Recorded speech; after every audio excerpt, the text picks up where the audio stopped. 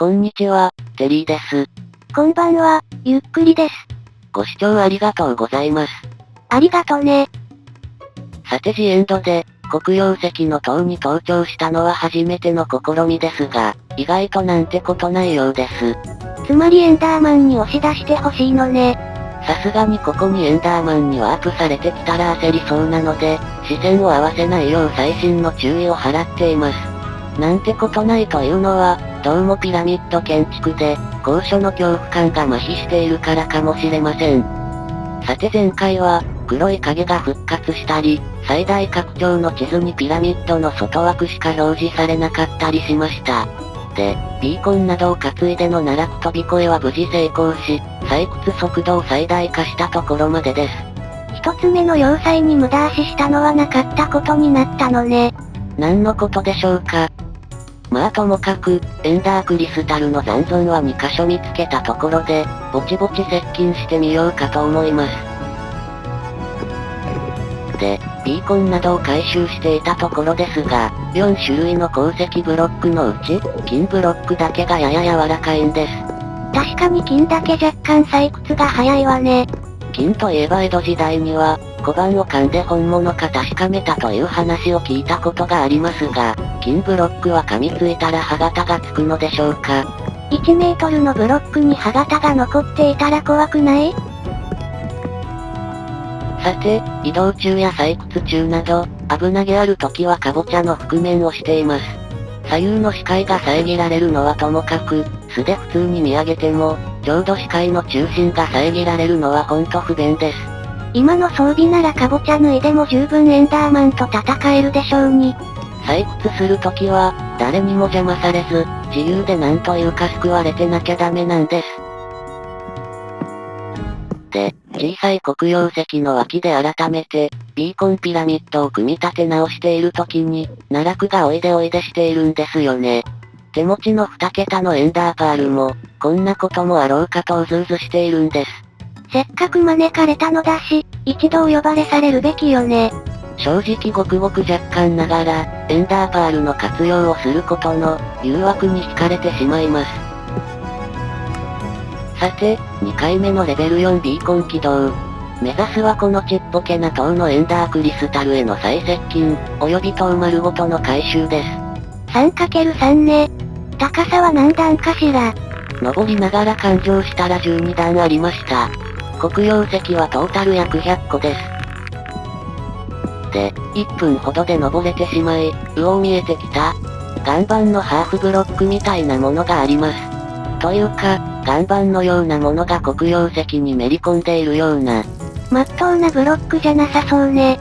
これ、クリスタルを破壊したら消滅するものですよね。ついにここまで接近。こんな間近で見たのは初めてです。というか、薄紫色なんですね。遠くから見てもわかりませんでした。で、間近で観察していると、外枠の2つと中の薄紫色のキューブがそれぞれ別の方向に回転しています。眺めているだけで、ご飯3杯いけそうな感じです。こういうのが鉱物なのね。可能なら持ち帰って建築中のピラミッドのてっぺんに乗せたいです。まあ手出ししたら爆発することは知ってますので触れません。後でウィキで調べたら、爆発の威力は帯電クリーパーと同じだそうです。さて予定通りに塔を丸ごと回収し、ビーコン一式も回収し終わりました。一応念のためブロックの数が揃っているかチェック。無事に164個あるようです。で、割とシュールにエンダークリスタルが浮いているのがいい感じです。結局爆発させなかったのね。数の限られた希少品ですから。さて、小さな塔をあと一つ解体すれば、程よい黒曜石の数が集まりそうです。これなんかざっと暗算で、最下層のこの4列で24個。その2倍足す9で、かける高さがこんな感じで、いい感じかと思います。最後まで暗算しなさいよ。採掘しきった後で調べたら500個オーバーしてました。で、3度目のレベル4ビーコン起動。ダイヤがじわじわ減っていきます。本当にダイヤ使ってもったいなくないの？むしろそろそろ、ダイヤ以外で起動することに抵抗を感じてきています。そして、この塔はさすがに手応えありました。20分ほどの作業でようやく解体完了です。どうやら満足したようね。ついさっきまでは、エンダークリスタルを一つも破壊せずにエンドラ討伐し、黒曜石だけを全部解体する夢を描き始めていたのですが、おかげで我に返りました。やっぱり黒曜石回収は大変です。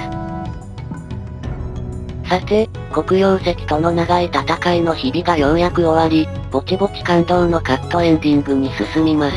やっぱりカットが前提なのね。どうせあのレベルの英語は読めないですから。というわけで、ピラミッド拠点に戻ってきました。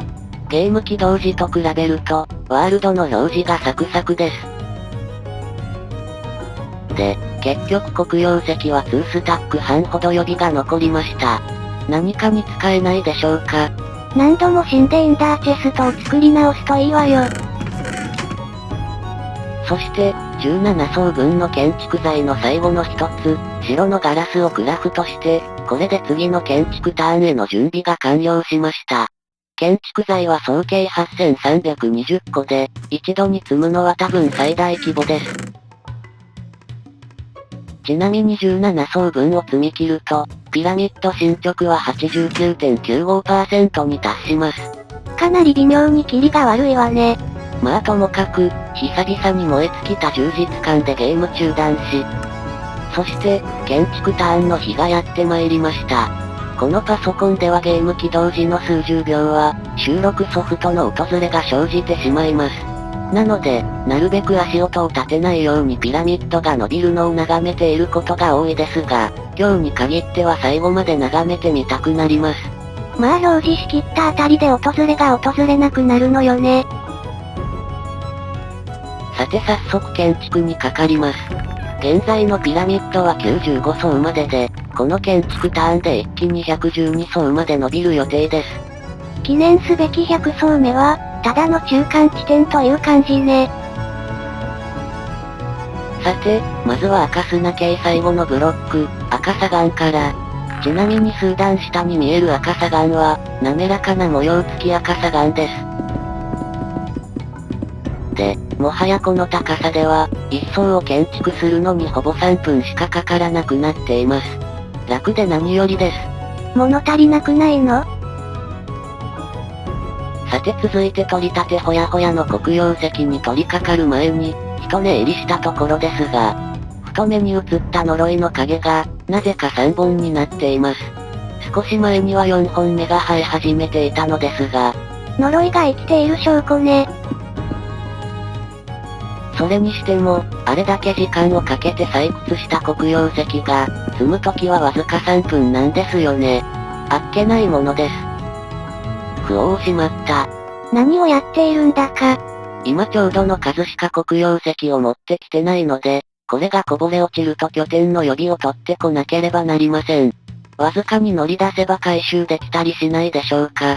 もう半歩乗り出したいところね。うわぁ。そこは空中キャッチでパールで戻るところでしょうに。そんなの絶対無理です。って、生きてた。さてその後は赤紫の3点セット、まずは羊毛を積み込んで、その後はガラスの下準備、10分ほどで松明設置完了しました。ちなみに左手小指のダメージが少ないです。やっとまた鍛えられてきたのね。というか多分、村までの秘密通路を敷いたおかげです。落ちてもアイテム回収すればいいと考えると、指の緊張が軽くなるんです。そして次の建築材を取りに往復したところで、おや、呪いの影の様子が、どうやら進化したようね。でもしかし、一体どのタイミングで進化したのでしょうか。で、つつがなく99層目までが完成。そしてついに、赤紫の色付き粘土が記念すべき100層目になったところで、キリがいいので今回はここまでとなります。あっけなく3桁に達したわね。次回は引き続いて建築ターンで、おそらく112層まで積み切るところまでかと思います。では次回も頑張っていきます。それではまたね。バイバイ。